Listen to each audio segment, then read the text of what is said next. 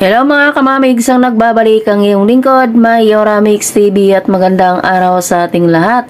Sa mga nagtatanong kung kumusta na nga ba si Bunso Migs, at ayon sa pinsan ni Bunso Migs, ay ganun pa rin si Bunso, busy sa kanyang trabaho at wala pa rin pagbabago, paunti-unti pa rin ang kain at talagang subsub talaga siya sa kanyang trabaho. At ayon naman sa mga issue na binabato sa kanya, yun po ay hindi po yun pinapansin ni Bunso. Kaya po hindi siya nagbubukas ng kanyang mga account na sa social media.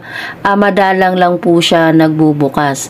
Kasi nga po ay ayaw niyang ma-stress na makikita ang mga basher na ibinabato sa kanya na wala naman daw siyang alam sa mga binabato sa kanya.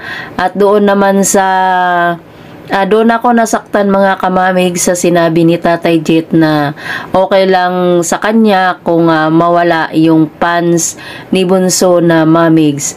Kaya medyo ako nagdamdam doon at nawala na yung aking pagsuporta kay Tatay Jet.